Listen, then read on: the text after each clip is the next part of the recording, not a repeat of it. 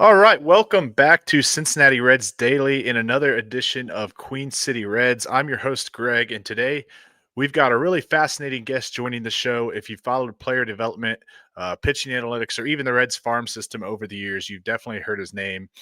He's one of the most influential minds in modern pitching, the founder of Driveline Baseball, which is a data-driven, training facility that's helped reshape how pitchers train and develop across all levels of the game. He also spent some time as the Reds director of pitching initiatives. Kyle Boddy, it's Boddy, correct? I Boddy. pronounced your correct name Sorry, right. don't worry. It's Bodie, Boddy. sorry. I knew It's I'd all right. screwed up. Kyle Bodie, thrilled to have you and welcome to the show. Yeah, it's good to be on. Awesome. So just a little bit, I just want to start out with a little bit of an intro about you, and for some fans that might not know who you are or might not know what Driveline is, can you share just a bit about who you are and how you first got into baseball development and Driveline and how all that came about? Yeah, long story, but I moved to Seattle. I played when I was younger, and career is not worth talking about, so we'll skip over that. And I moved to Seattle. I just started coaching Little League. Then I started coaching high school, and big thing for me was how do we keep these kids' arms healthy? And I thought there would be answers in medical literature, and there just isn't. So I decided, like any other one else that's 23 years old and has a lot of time on their hands, I decided to build a biomechanics lab, start collecting data, and try to figure out what was going on, how to keep the pitchers healthy, how to make them better. I was publishing on SB Nation for a while, and that kind of blew up a little bit. And that got me noticed. So I then started working for the Houston Astros in 2013 as a scout. So I came up through scouting, and then Driveline kept building and building and building. I had to make a decision: do I want to go into professional baseball full time, or do I want to keep doing Driveline full time? And I chose Driveline. It was tough because the Astros offered me a position that would eventually become like a big league coach. But yeah, so when the Astros won the World Series, it was a little bittersweet. I was happy for them, but also just like, could have been me. But then, I got full time. I was able to step away from Driveline for a little bit to be full time with the Reds starting in 2019, really, through 2021. And it was awesome. Yeah, I started off as the pitching coordinator, director of pitching initiatives. Then my second year, I was promoted to director of pitching, and it was awesome. So it was a good time. And then after that, took a little time off, did more consulting, and then now I've been with the Boston Red Sox for 2 years. Yeah, that's awesome. Very cool background there. So you officially launched Driveline back in the early 2010s or so, Yep. I believe.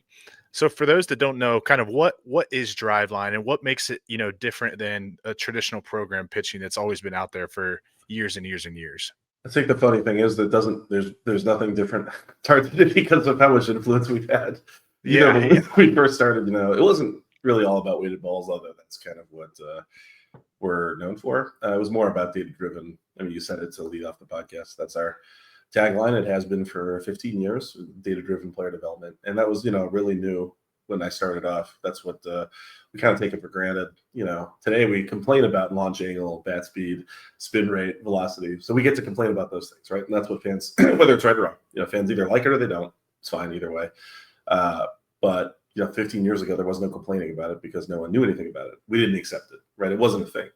And we were always thinking about that, even back then. And so I think that's how much the game has transformed. We go from complaining about it today to realizing that 10 years ago, there was no complaining about it because it wasn't a factor. And Driveline was on the cutting edge there. And there's a lot of things Driveline does now that people don't care about in baseball. But hopefully you will in 5 years. That we're always trying to be ahead. So we have about 60 former employees work inside baseball, professional baseball. I think there are 6 directors of pitching, 3 or 4 directors of hitting, directors of strength and conditioning. So Driveline's, we didn't set out to be poached a ton by professional baseball, but it certainly has happened that way, and it's been fun. It's been interesting. Yeah, that's fantastic.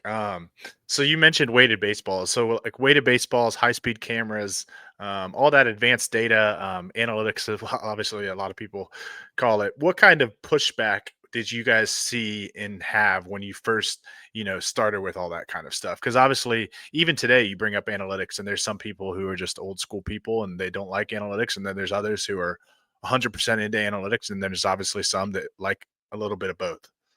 Yeah, I think there's two facets to analytics and just data in general. One, does it help the team win? Like, does it help our organization? We can even take baseball out of it. Like, do analytics help a business perform better, make more money, be more efficient? And I think the answer is yes. Obviously, the answer is yes. And basically, teams win more by using analytical approaches. But what I think fans are rightfully, and if you have a problem with analytics being useful, I don't know what to tell you. That's on you.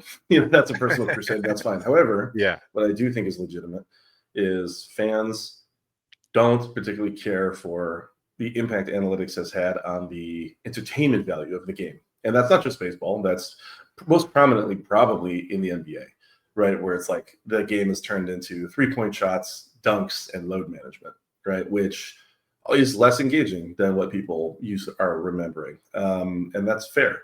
And in baseball, it's home runs, right? It's high variance outcomes. Home runs, and if you're a pitcher trying to strike people out, and defensive positioning and things like that. And that can make the game less entertaining. And I would argue that it has.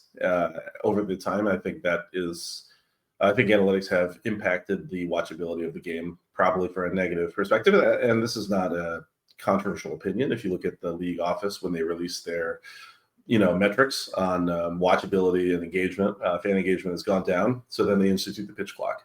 Fan engagement is way up. So there's always, like, the team, like the Reds, the Red Sox, the Guardians, whatever. We're always going to it's our job to win games. It's our job to build the best team possible, to be efficient, however we want to do it. But it's our job to win games, and that's what we're going to do. It's the league's job to make the game the most engaging, the most entertaining, the most marketable, right? And so those are sometimes at odds, and so that's why the league has to step in and make rules. And the NBA has done this, right?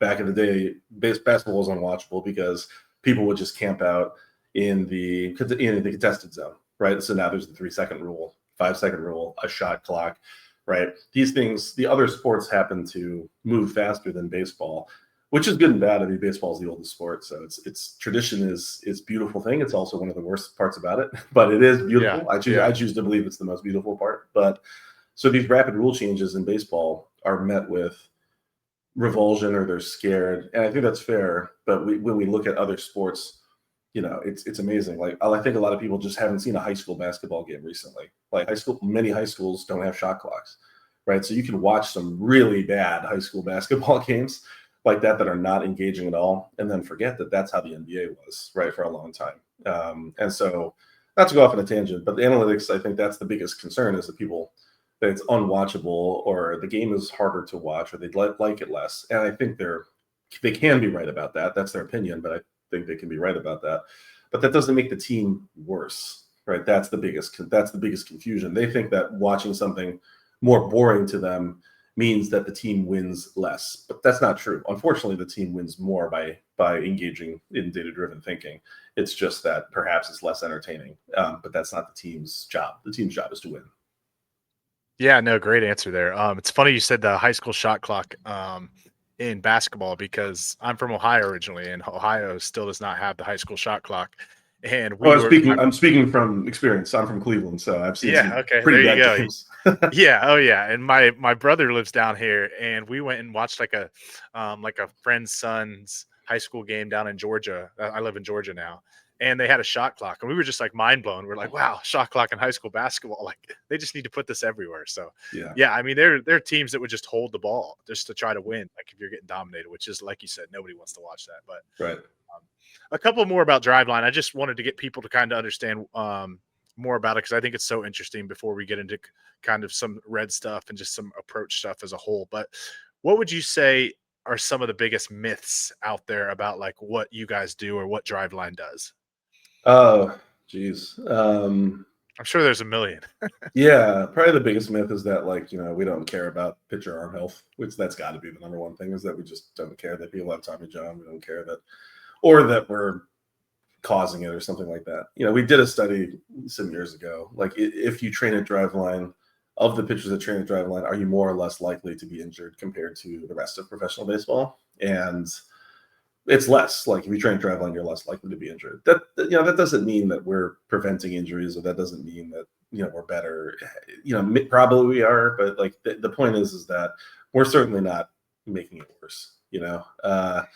And the big thing that if we don't care is like, look, of all the private facilities out there that are training baseball players, only one of them publishes research in research journals that's peer reviewed and open research, and then we publish the data openly. That's us. Like, we've published multiple papers. We've published papers that are not that flattering towards us, to be honest, because we're going to publish it openly, and we're always trying to push it forward.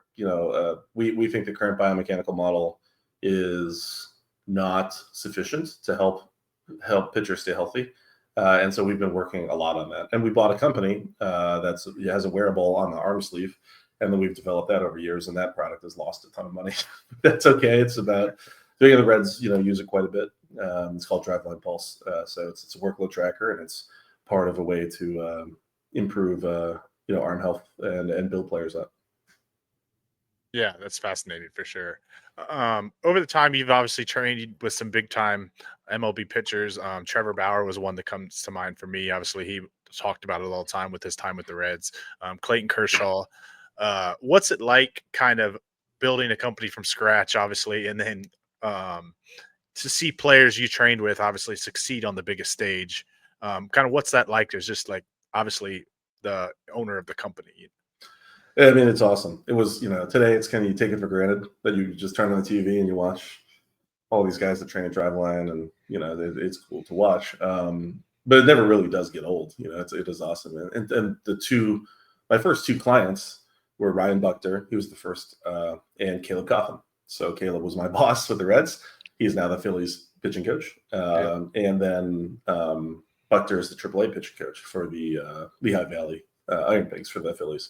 So those are the first two pro guys. And then another early guy was Casey Weathers, who was a director of rehab for the Reds. And then he was also a pitching coordinator. And then he recently got poached and is now the director of pitching for the Phillies also. So it's cool to watch them, play in the big leagues. Casey never played in the big leagues. Ryan and Caleb did. So that's awesome. It's also really amazing to watch their professional growth. Honestly, in many ways, it's more fun to watch them shape baseball as employees, as going on. And it's really awesome to watch. It makes me feel quite a bit old, because you're with them their whole career, and now they're on the other side of it, and it's like, oh wow, yeah, I guess we all get old. So that's the cool part, I think.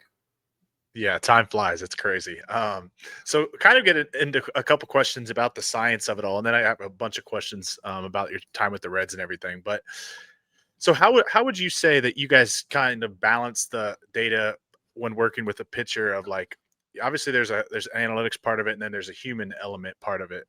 How do you guys kind of balance that when working with pitchers? So I think it was tougher a decade or so ago when the numbers were all new. Like, this approach was very new. Yeah. Today, it's kind of taken for granted, and it's not about baseball, really. I think the reason it is simpler to do today to connect with players is because they grew up playing video games. Like, when I grew up, I'm 42, playing video games made you a nerd. No one does. They're terrible, and no one cool played video games. Today, Twitch, YouTube, playing video game, Call of Duty, the show, etc., Fortnite. Like, these are, the biggest YouTube stars are gamers. And so gaming is so part of who we are as a society, whether it's good or bad, like that, it is a big part of who we are. And so they're used to numbers, they're used to ranking, they're used to ladders, they're used to like views. And so as a result, when you start to connect with them on data-driven approaches for baseball, it's not that different. Like that, they understand it, especially if they play the show, which every kid does. Yeah. My kid doesn't even play baseball, they play the show. So, they can name all the Reds players. They just love baseball through that. And so what does the show have? The show has exit velocity, launch angle, spin rate, movement. It has those things in it. And so they just get used to it. And I think that's the really cool part. So it allows you to focus on the human side of the development, because you don't have to teach them about the numbers. You have to teach them what numbers we're looking at, what it means, but you don't have to convince them of the underlying thing, because they're surrounded by it all the time, which is really cool. So it frees you up to be the best coach you can be and focus on the interpersonal development, which is something I've always loved. That's always what I've enjoyed. And it's been a blast to work with guys individually, although I don't do that much anymore. It's far more that I coach the coaches, I build the tools so that the coaches can use it. And that's what we're looking for. We're not looking for the best technicians typically when I hire for Driveline. We're looking for great coaches that are good interviewers, that care, that have a high care factor, high work ethic. We think that we can teach them the rest. Nice. Yeah. So obviously every pitcher is a little different. I think I read somewhere that you said each pitcher is kind of like a unique puzzle that you got to try to figure out and put together.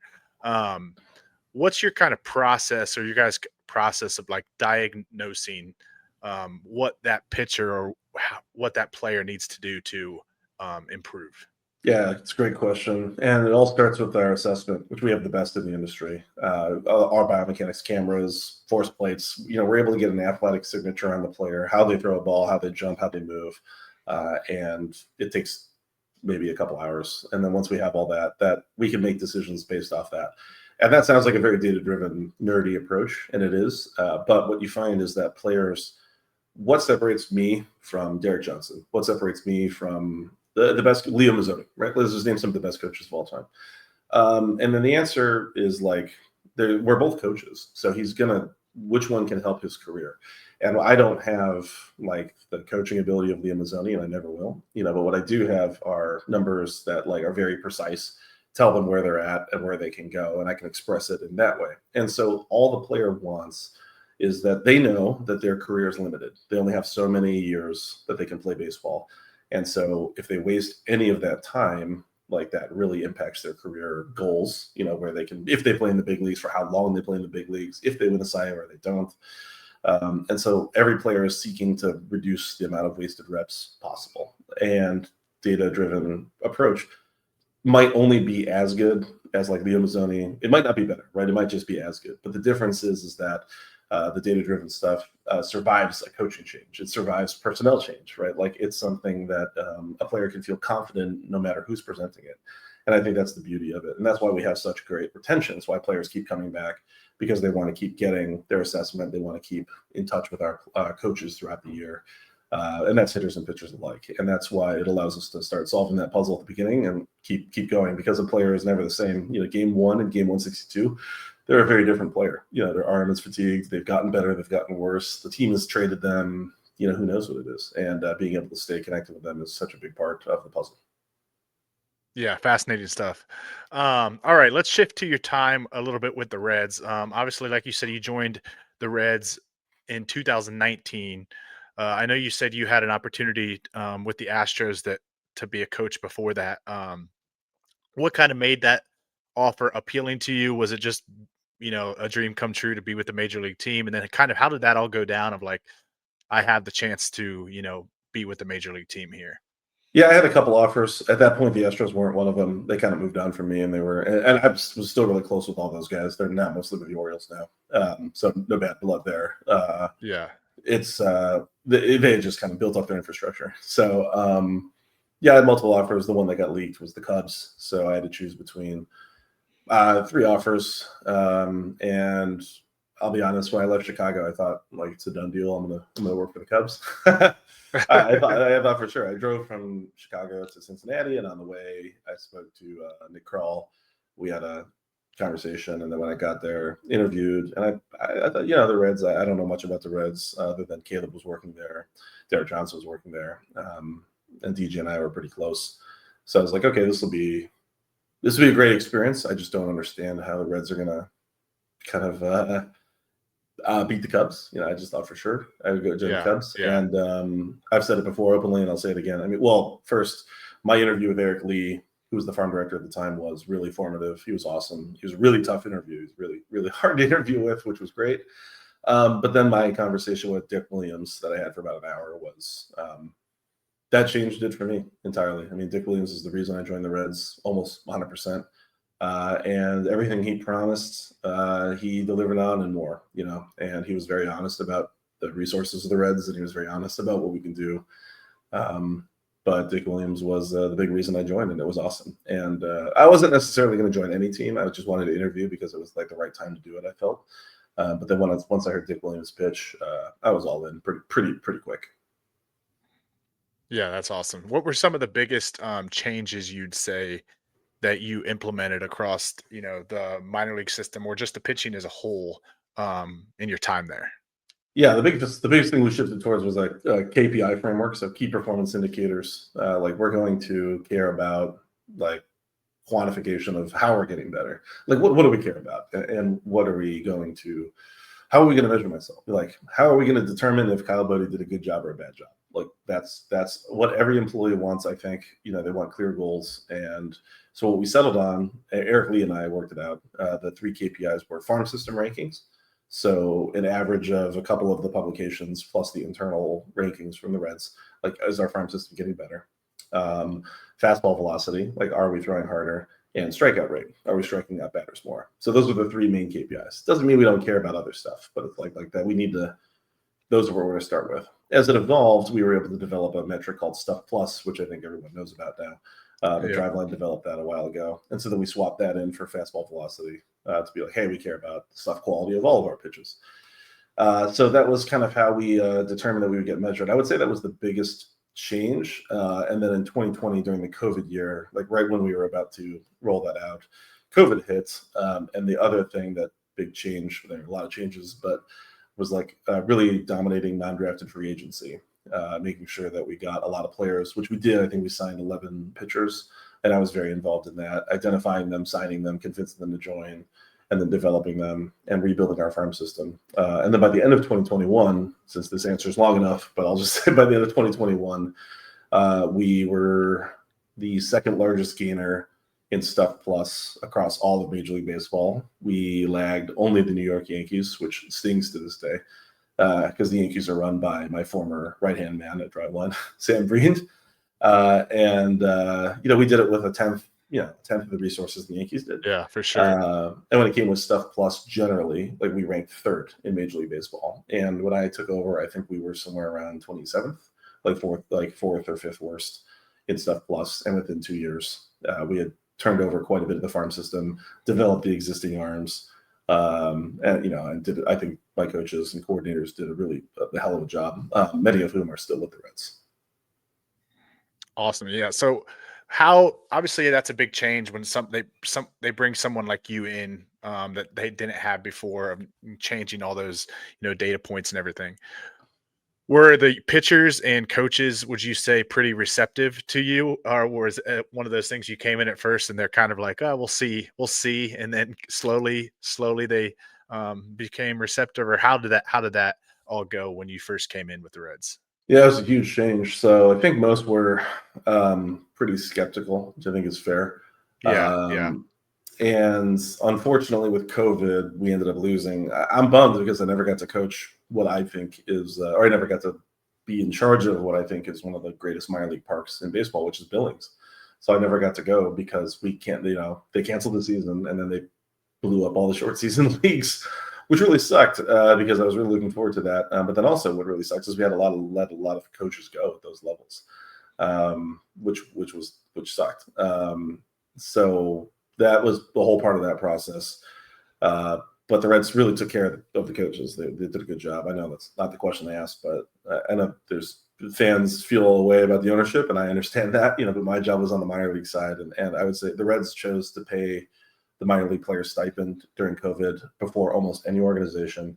And they didn't fire any coaches. Like many other organizations worth much more than the Reds fired coaches, furloughed them, got out of the contracts, and they just didn't do that. I had to take a pay cut. That was fine. But everyone making under a certain amount, they didn't cut their pay, and they kept 100% of people. So I always like telling that story because the Castellinis were really supportive of our coaches and scouts. I do want that on the record because it meant a lot to me, and it meant a lot to my coaches. And then in the next year, we ended up having to hire somebody because someone had quit. But then I was able to keep Seth Etherton at AAA, who's pitched for the Reds, and then Rob Wooten, who was a pitcher for me, and he retired, and then I kept Rob at AA. And that was really important to me to have 2 guys that played in the big leagues with a lot of experience at the higher levels, because that's where we had our most experienced players. Obviously, we had some of our best prospects in AA at the time. So that was really important that I had Reds, legends from the Reds. That was helpful, and I know the Reds care a lot about that. But more important to me was both those guys had battled through a lot of adversity in their career. Both had played in the big leagues, and both had played a long time in AAA, so they knew how to handle that clubhouse. And at the lower levels, I had the younger coaches and development coaches, along with my new coordinator, Brian Conger, who's still with the Reds.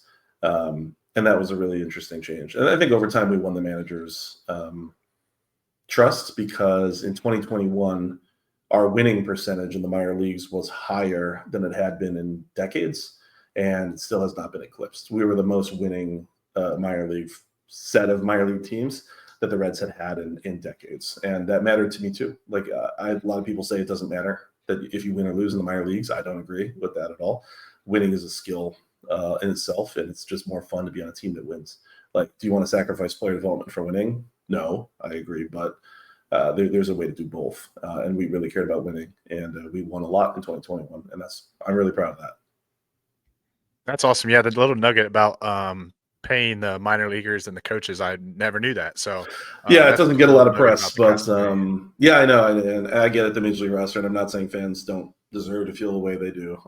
All I can say is how the Castellinis treated me and my coaches, and to say I have no complaints would be underselling it considerably. Like what they did for my coaches, my players. I didn't ask for any of it; they just did it. Honestly, I asked for something much less, and they exceeded it, not because of some calculation. It's just that Castellini's just said that they don't want to do that. Like they don't want to treat players and coaches like that, and they're going to do it. And I said, hey, I'm not going to argue. I'm not going to argue with Yeah. that. You know. I appreciate you sharing that. That's really cool. How much did you collaborate? I think you said you were close with Derek Johnson. How much did you collaborate with Derek Johnson during that time? And were your guys' philosophies kind of aligned? Were they different? Obviously, Derek Johnson, most of you who are probably watching this still pitching coordinator for the Reds. He kind of oversees everything. And Reds have obviously had a ton of success with pitching under him, but just kind of interested to see how you guys were aligned or how you guys got along and how that all worked in your time there. Yeah, so Derek and I have known each other since he was with Vanderbilt. He was the coach there. He was kind of the first to make the jump to pro ball. So he went to the Cubs as a coordinator. I worked with him in the Cubs a little bit as a consultant with the Cubs. So that kind of was a thing. And then he got the job with the Reds, and he brought me on as the coordinator. And so, he was instrumental in getting me in the organization. As far as how we worked together during the season, not a ton. We worked a lot in spring training together during big league spring training and talked. But my goal and my job was to dominate the minor leagues, and his job is to dominate the big leagues. And those are just two very different jobs, So we talked pretty regularly. In big league spring training, I was there every day working with the big leaguers. But then when minor league camp starts, or as it's about to start, I got to get that ready. 100+ pitchers, a lot of new faces, and get my coaches ready, a lot of new coaches. So that was kind of how it is. And how we're different, I think, is I'm not a coach. I'm just not. I'm a director of pitching. A big problem in the game right now is you have a lot of directors of pitching coordinators who want to be a coach. And I'm not saying that's wrong necessarily, but the two jobs are very different. Most people don't grow up hoping to be the director of pitching or the assistant general manager. They grow up wanting to either pitch in the big leagues, and when that doesn't work out, they want to coach in the big leagues. Yeah. I've never felt that way as a coach. I've always wanted to be, and I've always known that I could be the better director and coordinator, the manager of coaches, and be responsible. I also think it's a bigger job than a lot of the coaching positions because you're in charge of so many of the players. And so that's where we're very different. I think DJ is probably, I know he's very into coaching. He very much cares about the one-to-one interactions. And that means that probably he lacks, the more larger scale vision of being a coordinator, director. But that's fine because that's not his job. He's the big league coach, whereas I am less in the weeds. I made it a point not to coach a lot of one-on-one guys. My philosophy was if I go to Double-A, when our rotation was Hunter Green, Nick Lodolo, Graham Ashcraft, and Ricky, he's going to kill me. He's going to text me when he sees this. Randy Wynn and a bunch of other guys. And our bullpen is Nick Howard, Alexis Diaz, Ryan Olson. It was a really crazy good team from pitching. And I go in there and I start coaching up the prospects. What does that say about Rob Wooten? Well, what it says is that Rob Wooten doesn't matter as much as Kyle Boddy. Well, that's stupid because Rob's with him 140 games. I'm not. And so that's why I didn't like that dichotomy. I never did. And I think it undermines your coaches. I think it's bad. So those are the biggest differences. I'm a big systems guy. I always knew someday, director of pitching was going to lead to becoming an assistant general manager, a general manager. That's the path I was on. Whereas the other path is coaching. And if you're a director of pitching in baseball today or a coordinator, those jobs are front office jobs. They really are. Like we're under what's called the UBC, like Uniform Employment Contract. So we are uniformed employees. We are represented by the union and things like that. But the reality is if you're a good director, your eye is not on. You don't have one eye on coaching the big leagues while you help these guys in A ball. I just don't think you could be very good at your job if that's what you're doing. You have to be responsible for the minor leagues. You impact the big leagues too. But if you don't get the farm system dialed in, your organization is never going to have success, especially if it's a small market team. And so your focus has to be there. So I feel very strongly about that, as you can tell, and that's the biggest difference I think between DJ and I. Yeah, really good stuff there. So when you and the Reds, I guess, so I'm listening to you talk here, and I'm hearing you say all the numbers and everything about the minor league system. And I know when you were hired, and I feel like a lot of Reds fans were very excited about going towards the analytical approach and everything. When you guys mutually agreed to part ways in 2021, is there one specific thing that leads to that decision? Was it truly mutual? What kind of goes into that decision? And I guess, do you miss being like with an organization? Did you miss being with an organization until obviously you're back with the Red Sox now, but did you miss it when you were out of it, I guess, for a little bit? Yeah, I definitely missed it. I didn't want to go. It just when Dick Williams resigned right after spring training or in it, and when Eric Lee resigned, I kind of thought this probably isn't going to be long for me. Okay. Because I mean, Yeah. those are the two guys that I Brought you went. in. Yeah, and so there's two parts of it. One, like the new leadership was. I mean, Nick Kroll was there, and Nick and I have a great relationship to this day. We hung out at the winter meetings. We'd have some really good talks, and I text him all the time because he's really into Olympic handball and some other weird. I was funny story quick about Nick, because I was in Vegas, and they had the Olympic handball championships tournament. I took a picture and I was like, sent it to Nick, and I was like, "Yeah, look at this. They have handball," and he was like, "Ah." Funny, so we still talk. That's hilarious. Yeah, I'm the only guy I've ever met that's actually in Olympic handball. And so we have a great relationship personally. Professionally, it's just but I've said this multiple times. It's like it's Nick's show to run, and Nick should have he should run the team the way he wants to run the team. And he should have success or failure based on how he runs the team, not how some coordinators under him want to run the team. And this happens a lot in baseball. A GM leaves, and then a bunch of coordinators get fired or leave, and that's just normal. It doesn't mean I have any beef with the Reds or anything. I'm really sad because I think what we were building was legendary. And so when I see guys like Carson Spires in the big leagues, or when Randy Wynn got to pitch in the big leagues, or Alexis Diaz, or Hunter Green, or Nick Lodolo, or Ashcraft, I'm still very close with all those guys. Andrew Rabbit, Christian Roa debuted in the big leagues not that long ago for the Marlins. Like those are formative things. So I'd be lying if I said I didn't miss it, because man, I miss those guys. I miss the Reds organization a lot. I miss the challenges of working for the Reds, the smaller budget and all that. But I had everything I needed to compete. They spent enough money for me, that's for sure. And it's a challenge to win in Cincinnati, but I think we were well on the way to doing it. And yeah, it's a bummer that Dick Williams didn't continue to stick that out. Obviously, he's still a part of an owner of the team, I believe. So I'd still catch up with Dick every so often. So yeah, it was mutual at the end of the year. It's like, look, it's just not going to go. It's not going to go in the direction that I agree with. So I declined my third-year option. We were thinking about negotiating a return. It it wasn't in the cards for either party. And that was true about a lot of the other coordinators. Will Gilmore left and works for Red Bull now. CJ Gilman is the hitting coordinator for the Mariners. Morgan Gregory is now the big league strength coach for the Phillies. Basically, that entire coordinator group got wiped out. Jeff had left. We all left or fired, just depending on what happened to those people or what was the deal. So Nick kind of restarted the whole thing from the director and coordinator level. And in my opinion, that's his right, and that's what you should do as a GM. I mean, it doesn't mean you should get rid of everybody, but like it's your show to run, and you got to run it the way you want to run it. And so I respect Nick for that 100%. Yeah, I appreciate the honesty there. That's cool to kind of hear that background a little bit. One hitting question, and then kind of move on to a couple more questions, and then we have some questions I got from Twitter at the end. This has been awesome though, but so I really appreciate your time. We've been talking a ton about pitching. So one hitting question, I saw you tweeted something out a couple weeks ago, is about how important bat speed is. And so there's a couple Reds players have had slower bat speed this year, and there's kind of been a philosophy change, whether they believe this or not. They kind of have been preaching contact over power, whether that's just because they have more contact guys on the team and not power, whatever it may be. But I just wanted to kind of get your thought on the importance of bat speed, and if so many guys are having bat speed differences and it's slower this year than the last. Do you think that's a coincidence? Are there things going on that, like, could it be injury related, or is it an approach driven thing that probably is, I guess, making their bat speed be slower this year?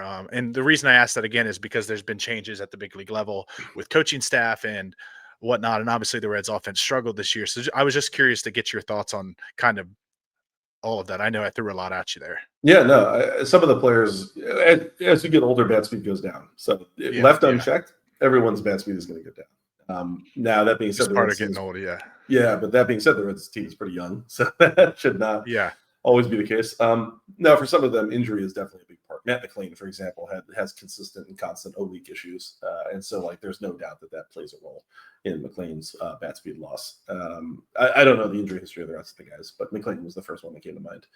But when you see, like, I think that Twitter account was it Reds and Four that tweeted at me about it. yeah. I believe They said so. that, yeah, I didn't know that they all lost bat speed. I'll take their word for it.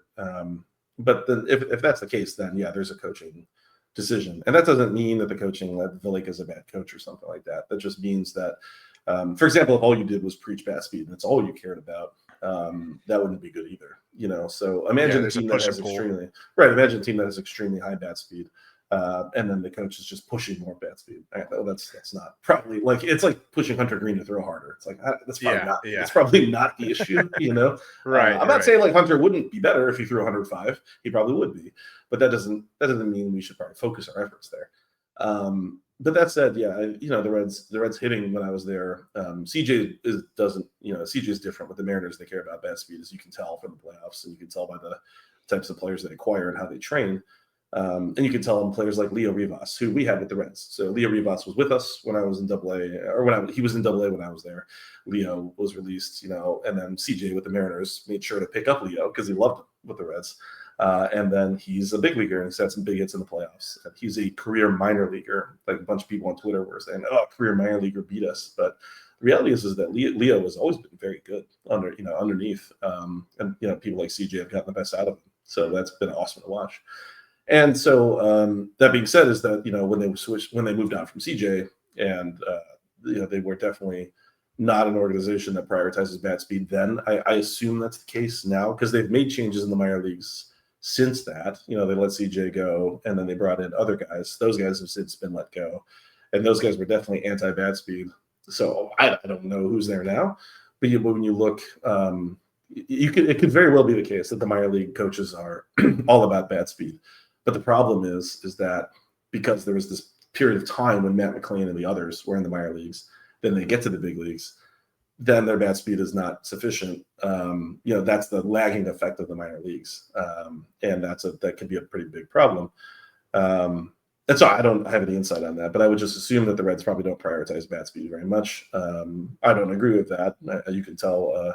I'm sure if you did any research on the Boston Red Sox bat speeds, I think you'll see something pretty obvious is that we really, really prioritize it. And you've seen some pretty good gains in those guys. So yeah, I don't know exactly, but it is a huge part of the game, and to kind of ignore it is probably a mistake. You can never say for sure, but it probably is a mistake. Yeah. Yeah, no, I'm with you. I wish they would care about it more. Anything that special. I'm obviously biased. They struggled offensively, so anytime they struggle, you're going to look for some reason they struggle. But Right. all right, moving on. Now you're obviously, like you said, you're with the Boston Red Sox. I actually just finished not too long ago. I watched the Netflix series of them I'm in inside it the clubhouse last year. Yep, I remember seeing you. very Uh, briefly. and I thought Breslow is somebody that obviously is I feel like he's someone that's very analytical, and I think sometimes he even gets um, some crap for being too analytical. But I guess what's your role look like with the Red Sox compared to what it was with the Reds? And yeah, I guess what's your role look like compared to the Reds, and how's that been going? Yeah, Brez, Craig Breslow, call him Brez. He recruited me. Well, he was with the Cubs when I chose the Reds over the Cubs, Okay. and so he was director of pitching at the time, I believe. And so I was mostly interfacing with Jad Hoyer and Theo Epstein at the time, which is funny because I work for Theo now with the Red Sox. But I mean, Brez was there, and he struck me as a really intelligent guy, and I chose the Reds over the Cubs. And I left the Reds. I actually went on to go work some contracting work with Theo, which was funny. And then through that, I think when Brez got the job, he remembered me and the conversations we had and the results that I had. Also, when he was the director of pitching for the Cubs and I was the director of pitching for the Reds, we were two of the very few organizations going at it for non-drafted free agents. Like we were competing against each other. And Brez remembered that about how much I cared about it. And he saw the results that we had with Spires and those other guys. And so as a result, like he recruited me to join the Red Sox. I was a week away from joining another team.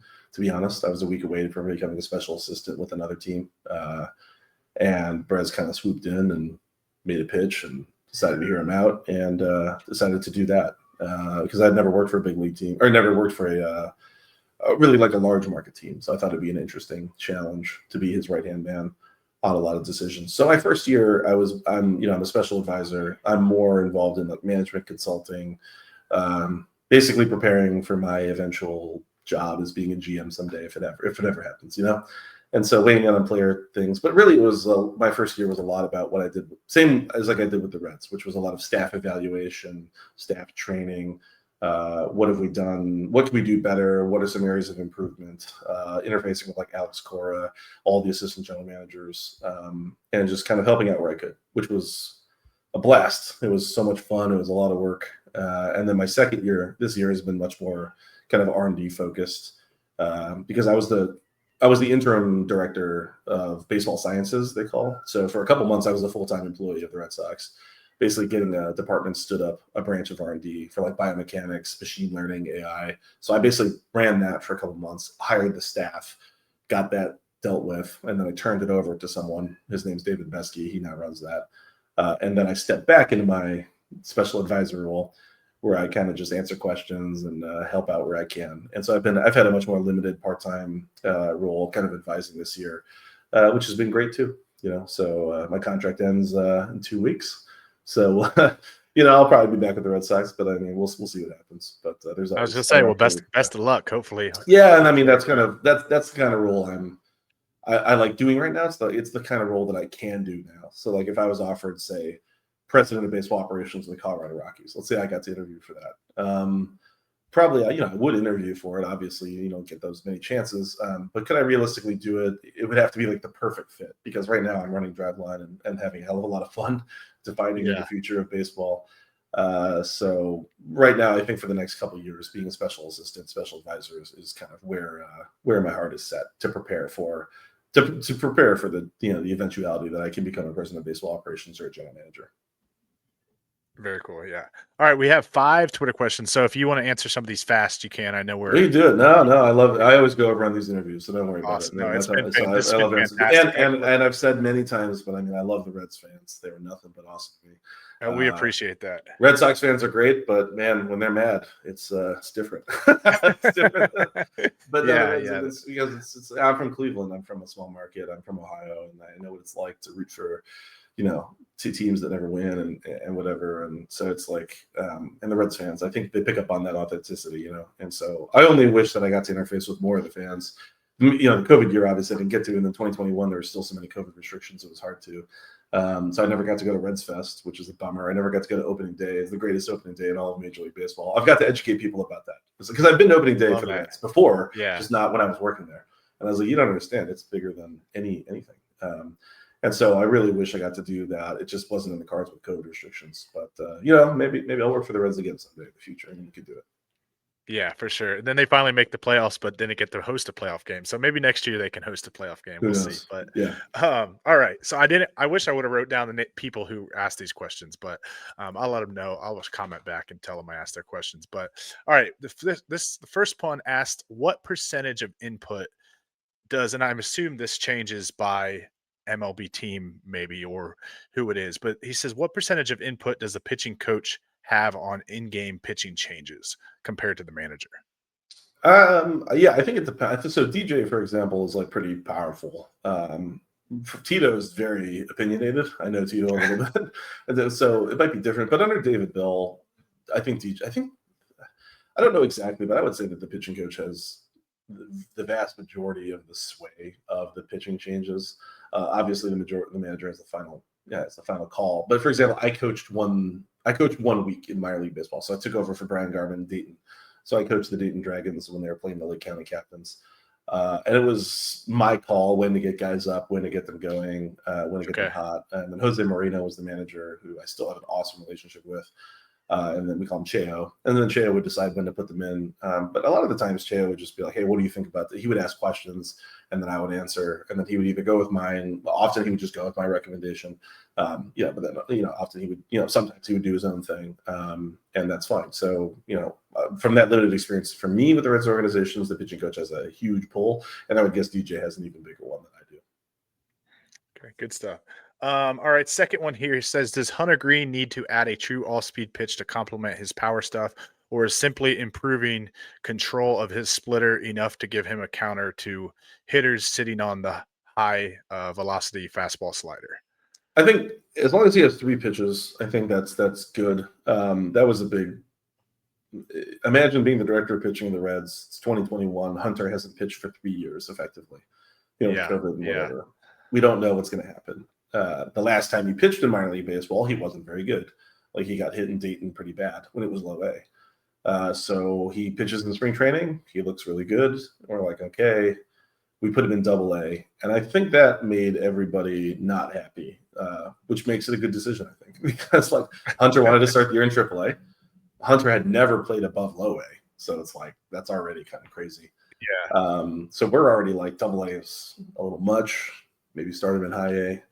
Where Dayton was then high A, and Dayton, of course, for everyone that's Reds fans know, Dayton is like one of the greatest minor league parks and greatest minor league towns in all of the U.S. So it's like, hey, we can start him in a place that's going to draw a lot of fans.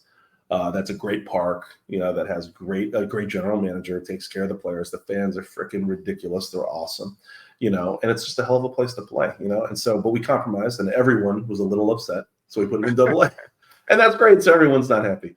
But then he went to double A, and it was like, oh my God. Yeah, for people that remember that time, it was a bloodbath. Like, he was just killing hitters. It was ridiculous. And I hope one of the questions is about pitch counts or whatever, because we were kind of notorious for not caring about, I wouldn't say not caring about pitch counts, but we were the only organization letting Lodolo and Hunter and Ashcraft go over 100 pitches.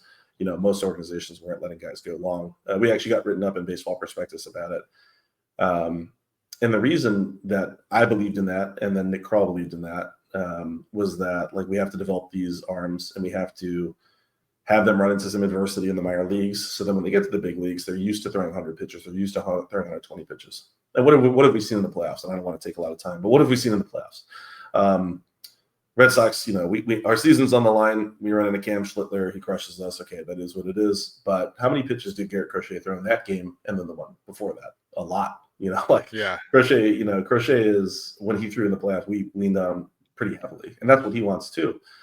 But you can't do that unless you develop them in the minor leagues to do that, and they were developed that way. Our players were developed that way. And so I'm getting to the question, I promise. But we get him out of double A. He basically is just getting everyone out with one pitch with his fastball, So then we put him in triple A, and he starts to get hits, and it's like, all right, that's good. Like, that's what we want, because that will cause him to look for a third pitch, to try to do something besides just overpower hitters. Because if all we do is tell Hunter, and I don't believe in something like this. For example, like in double A, it's like, hey, you're not going to get promoted unless you throw 15 or 20% splitters. I don't believe in that. I think that's really garbage. A lot of organizations run like that because that's not authentic, So if Hunter goes out on a Tuesday and he faces, I don't know, doesn't like Tennessee Smokies, the minute he crosses over the line, the coach should have almost no say in what goes on. Like, he's just there to support, answer questions, make the pitching changes, whatever. If Hunter throws a no-hitter and he throws 100% fastballs, that's fine. Like, that's fine. He won the game. He threw a no-hitter. Okay, now if Hunter does that for like 3 weeks in a row and throws like 1% sliders, okay, that's not okay. Like, we have to figure it out. But in that game, he's got to win that game, and he's got to win it however he's got to win it. Right. So if I have him throw changeups in out there, that's not how we pitch in the big leagues. That's not human. It's like, oh, I have to throw X amount of changeups today. We're already teaching them to not compete. We're teaching them something besides getting the hitter out.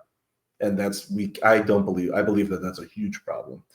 So, but how do you get him to throw splitters? Because the fans think it's important. It is important, So you put him at a level where he can't get away with throwing 100% fastballs, and we call that AAA. And then he wasn't able to do that.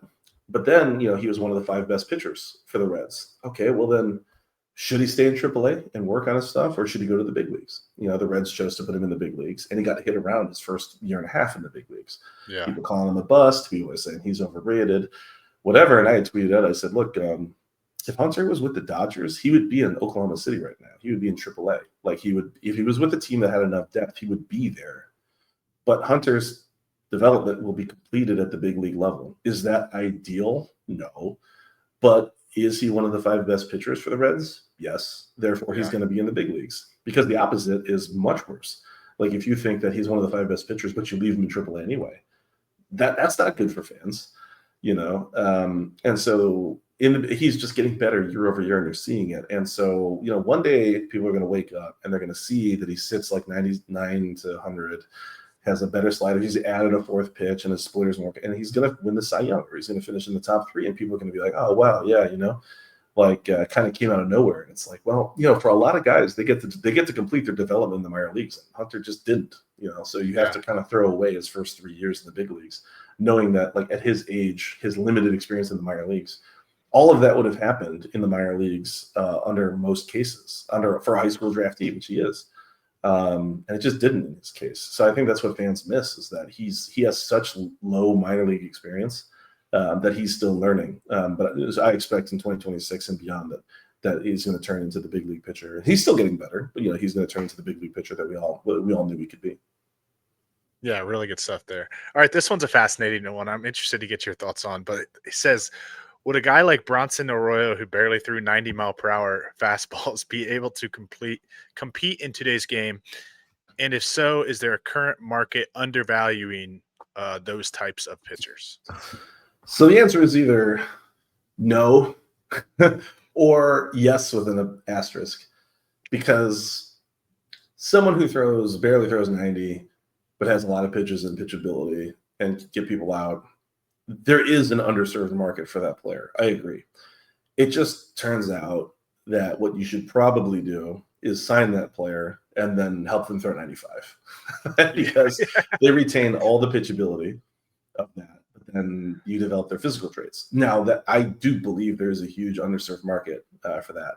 But there are 2 names I can give you right now of people that did that. And one of them is someone I already said on this podcast that ended the Red Sox season, is Cam Schlittler. So Schlittler was an 8th rounder out of Northeastern by the Yankees. He sat 88-90.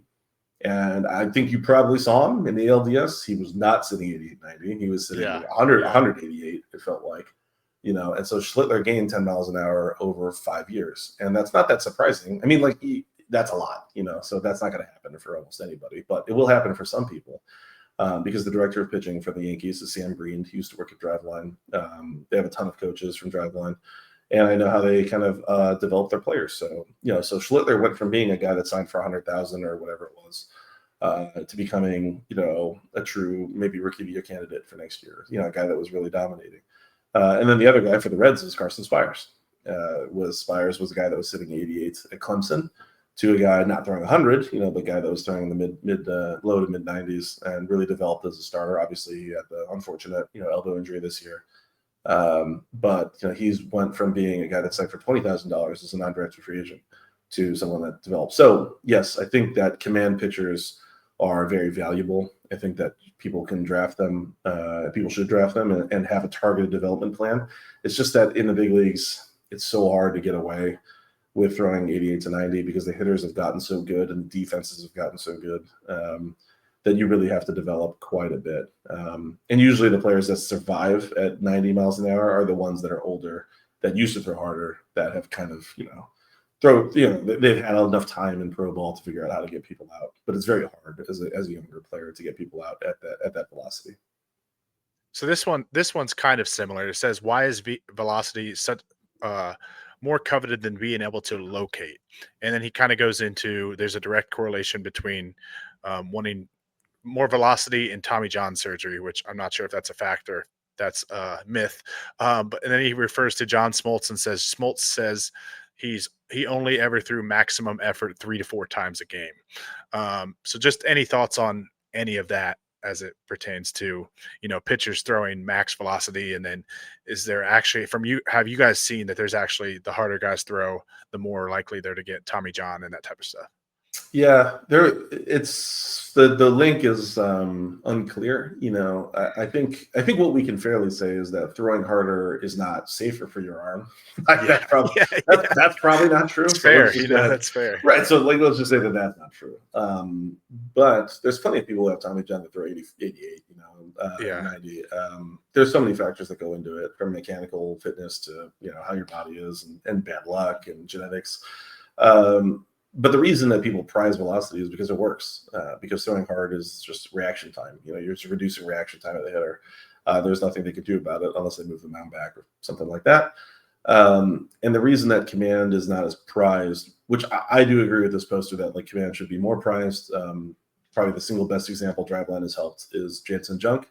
So Jansen went from being a career minor leaguer to a guy that always had pretty good pitchability, pretty good feel. I've worked with Jansen since high school.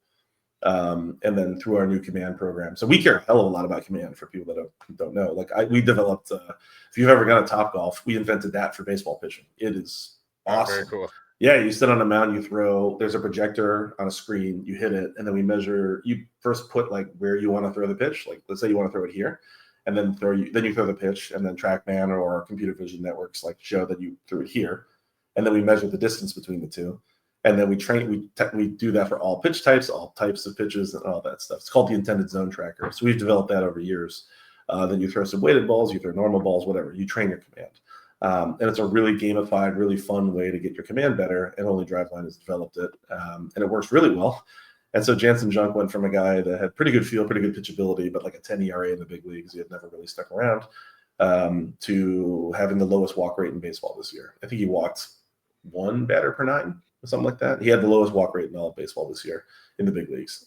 He pitched for the Marlins, and he was really good. And that was awesome.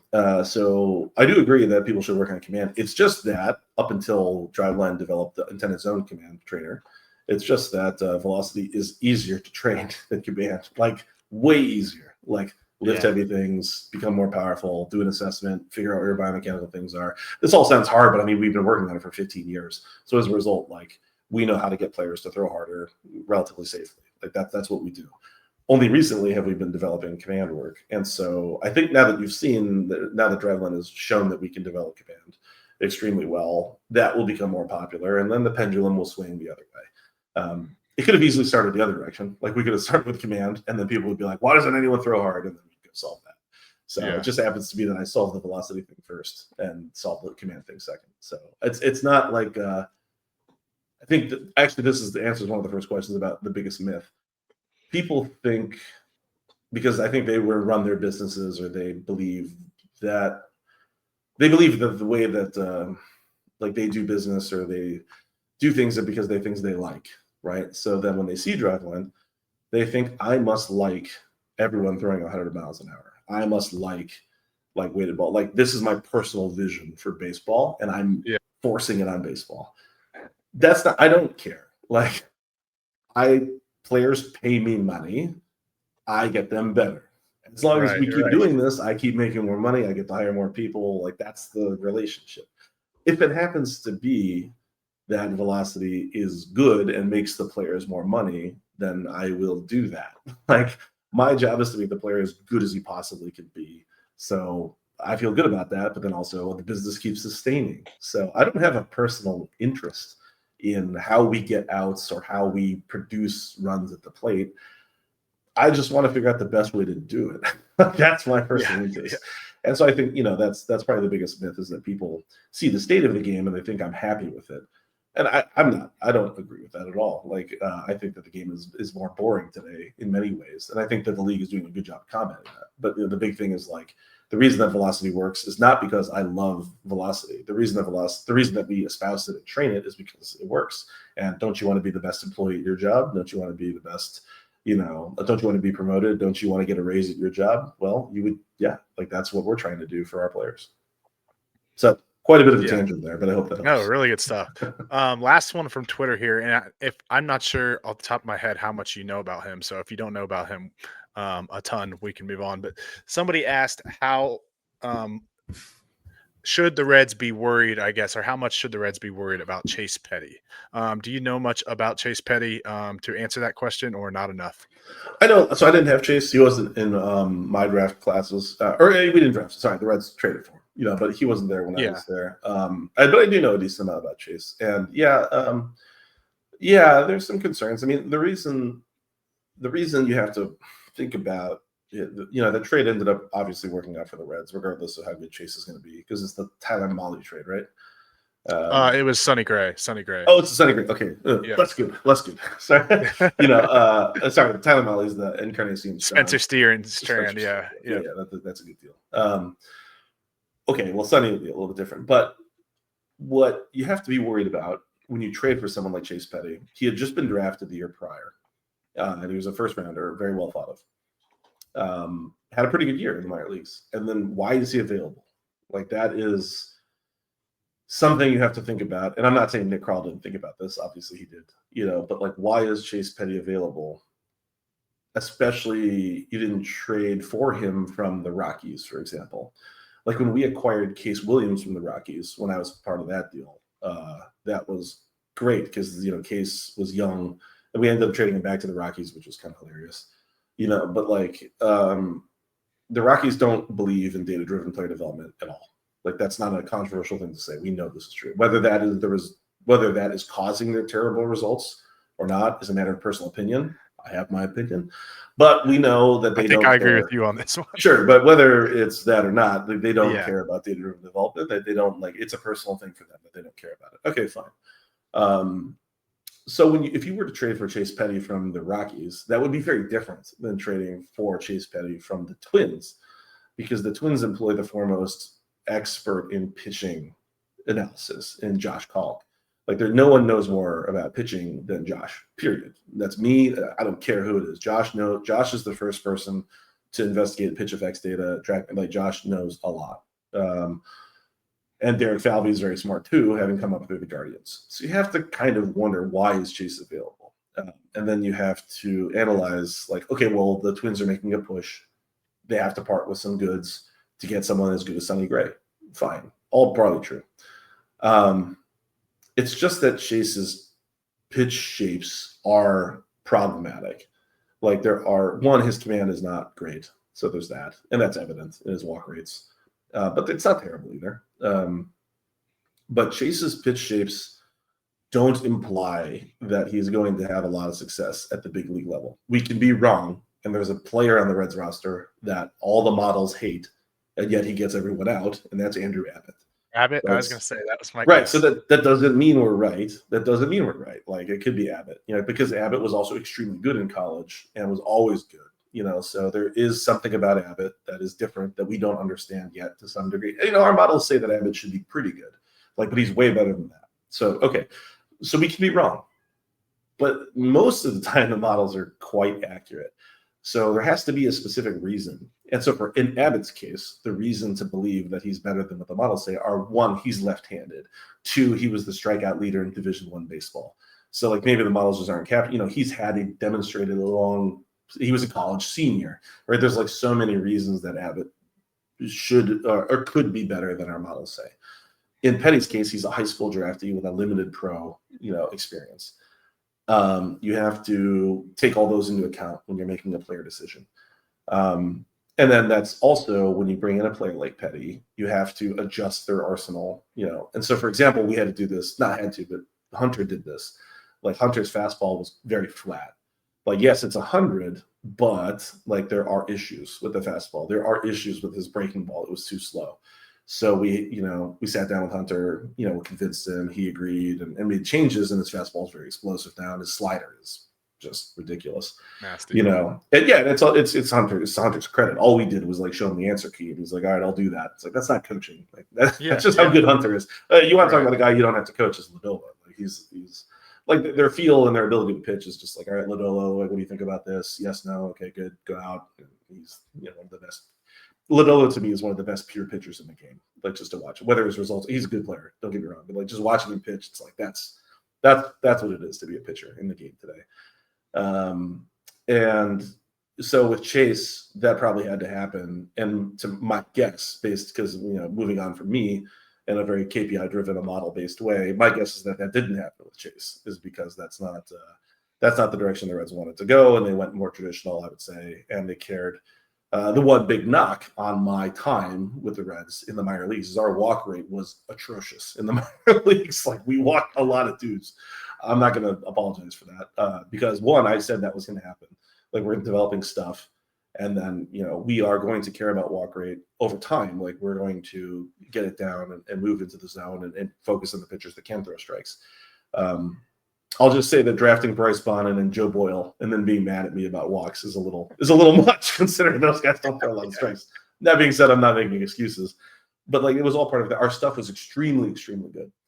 Yeah. And the problem, again, like going back to the myths thing, I don't particularly enjoy watching pitchers walk a lot of guys and strike out a lot of guys and give up homers. Like that doesn't make me. I don't like that. It's just the case that stuff, like your stuff plus and your like how good your stuff is just more important than throwing strikes. It just is. Like you can be mad at that. Fans can not like that. That's fine. It just is true though that like you have to develop stuff. As Spencer Strider loves to say, command without stuff is just batting practice. So we have to develop good stuff. And in Chase's case, he throws extremely hard or pretty hard, and his stuff looks good. It's just that the shapes indicate that he's going to have significant problems at the next level. And I think that's what we've seen. And when you move away from a model-based approach, it's hard to help players like Chase Petty, or, it's why it can be a reason why a player like Connor Phillips takes so long to get to the big leagues. Because Phillips is an example of a player that is, if you look at every time he pitches in the big leagues, and you look at all those people like Pitch Profiler or any of these Twitter accounts, it's just like dark red, like all of his stuff. It's like, it was like that when we acquired him too, and so how you approach Phillips is, a little different than how you approach Petty, but like it has to start, at least in my opinion, it has to start. And this led to the mutual departure of, I didn't want to work for an organization that didn't believe in it, and they didn't want to employ someone that didn't believe in what they believe in. And that I think that's very fair. That doesn't mean that they're not going to have. They've had success with players like Abbott. They've had success with certain players like that I probably wouldn't have had as much success. But it to be, at least in my opinion, it's very hard to develop pitchers if you don't take a model-based, KPI-based approach. And the evidence for that is everyone that is trained through Driveline and my results with the Reds. But that's the beauty of baseball. It's the beauty of chess. I'm wearing a chess hoodie now. It's a battle of ideas. That's the beautiful thing about chess, and it plays out on the biggest stage. And I don't think that the last chapter has been written about the Reds. I'm not saying that I'm right and they're wrong, and we probably agree more than we disagree, to be honest. But to go back, I've told the Reds fans this, that I love it. I still follow a ton of them, and it's just I really wish it worked out because, man, I loved working for Cincinnati, and it was such a blast. I love working for Boston. It is great. It's cool to work for a large organization and for many things, but all the things that people don't like or think are a problem with the Reds. Like I was basically the director of sports science. I was helping with Pro Scout. You have to do a lot of things. There's not a lot of people that work for the Reds. It's a small organization. But that means you get to have such an impact. That means you get to do these things. Not that you have to, you get to. In so many organizations that are large and have a lot of resources, you don't get to do these things. You don't have to. You don't, so I know I'm rambling, but I just wanted to close with saying that I really appreciate the Reds. I really appreciate this. This is kind of the first podcast I've ever done to get to talk about it. And I really miss the Reds fans to this damn day. And I let them know about it on Twitter as much as I can because, man, I loved it there. And it just, it didn't work out, but I still wish the best for the team for sure. Yeah, absolutely. And then just one quick one that I wanted to end on a non-Reds question for you. And like I said a million times, this has been fantastic. I feel like I could listen to you talk about this stuff for like 5 hours. So can't thank you enough for doing this. If there's a young pitcher or young parent listening and they want to, get their kid pitching the right way and training the right way, what's your kind of pitch? What would you kind of tell them of, hey, here's how you should start. Here's some good advice, kind of going forward? Yeah, that's a great question. One is that it should always be fun, like that, and that sounds really trite. Um, but the best big leaguers and the best trainees we have, they know how to have fun. Like they know how they train extremely hard. They don't know. Okay, yeah, they're very focused. They have a great diet. All these things. Yeah. Um, but they never lose sight of the fact that the game is fun and the training should be fun, and they structure it that way. And parents are their own worst enemy in this regard. They expect a 12-year-old. Let's say the kid's 12 years old. Let's say that might be a little old for where we're going, but let's just say he's 12. Yeah. If your kid's 12 and he's 5'1" and your dad is 6'4" and the mom is 5'8", the kid is probably gonna be 6 feet tall, right? So he's gonna grow another foot in the next 6 years. So his body's not done growing. If you're mad that he can't throw strikes at age 12, like, you have to remember that his body's not ready to do these things. Like, Right. no kid, Right. I mean, just if you watch the big leagues, you will watch guys with command problems at age 28, that Yeah. are fully grown adults. Yeah. And so at 12, yeah, it's really frustrating to watch your kids walk batters, strike out, make errors in the field, but it's like, it's not about being good today for them. It's about them having fun, always being positive, and to understand that this journey, if they do get to play professionally, is many, many years long. You have to set them up for success. And so you have to, if baseball is not fun for them, then they will never reach their potential because they won't train as hard as they should when it matters. Like, they won't train as they get older in high school and in college. Then the game isn't fun for them, and it's this rote thing. And then they won't attack it with the fervor that they should, and that's pitching and hitting. It doesn't matter, and it's also why Ellie De La Cruz is one of my favorite people to ever be around because, and this is true about a lot of the Latin guys, baseball is still fun for them. Like, Oh yeah. So Americans much don't fun to like this. watch. I think it's become more accepted, but like bat flips, trash talking on the field, all this other stuff is just like, oh, it's an expression of fun for them. Like, they Yeah. still enjoy it. They still, the most interactive anyone's ever been with analytics and data-driven approaches are Latin players. They are way more interested in that side of it than the Americans, because the Americans grow up with this technology and they're desensitized to it. They don't have as much fun, and the Latin players have never forgotten that this is a game. Like, and if you look at the Dominican, do Dominican young kids play 90 games a year? Like, they specialize. All they do is play baseball and maybe some soccer, right? So, specialization, blah, blah, blah. We don't do that in America. We play multiple sports. It's best for your health. But then the Dominicans don't do it. But that's not true, because do the Dominicans play 90 games a year? Do they play summer select ball? Do they play in the PBR national tournament, blah, blah? No. They play like 30 to 40 games. And then they play tons of scrimmages. They throw bullpens. They have they play short-sighted games. They play unstructured. They play, right? Because playing a game is basically not playing at this point in life. Yeah. They engage in structured games a much smaller amount of the time than Americans. And that's probably the biggest advice that I have for the parents, is to have your kids play way fewer structured games. Like, have them play Little League and maybe some summer ball, and that's it. Take the winter off, like, from baseball. Like, have them play basketball, football, track, lift weights, whatever. And especially if your kid wants to play in the winter, that's when you have to hold them out. Like, yeah, like, oh, well, I don't force my kid to play. He wants to play winter ball. That's when you have to be, as the parent, to step in and be like, no, you're going to do other things. Because then when you take it away from them, that doesn't mean they can't, like, take batting practice. That doesn't mean they can't throw bullpens, long toss. That doesn't mean they can't do that. They can do that, but take the games away from them. Because then when you reintroduce the games in the spring, when they get to play, they love it, right? Then they have this period of time that they're away, and it makes the heart grow fonder for it. So hopefully that wasn't too esoteric, but it is one of the biggest problems I see in the game today, is that Yeah. once people stop having fun and stop knowing how to engage with it, they're just never going to get better. No, I love that. I love that answer. As you can see, I'm obviously a golfer behind me, but I work in the golf business a little bit, and there's all the time you see someone coaching a kid, and they're like, they have no idea what you're saying. Like, just go have them hit it targets, or go have them like throw a ball into a hoop or hit a ball into a hoop. Like, keep it fun. And then the other thing is, like, you always hear about AAU basketball. Like, they're out there playing Oh my 6 goodness. games on a Saturday, Yeah. and it's like you look overseas and like the Europeans are not doing anything like that. They're playing, like you said, way less scheduled games. So I love that answer. That was a great answer. But Kyle, this has been absolutely incredible. We went way longer than I could have ever imagined having you. So Usually thank you happens. so much. That's right.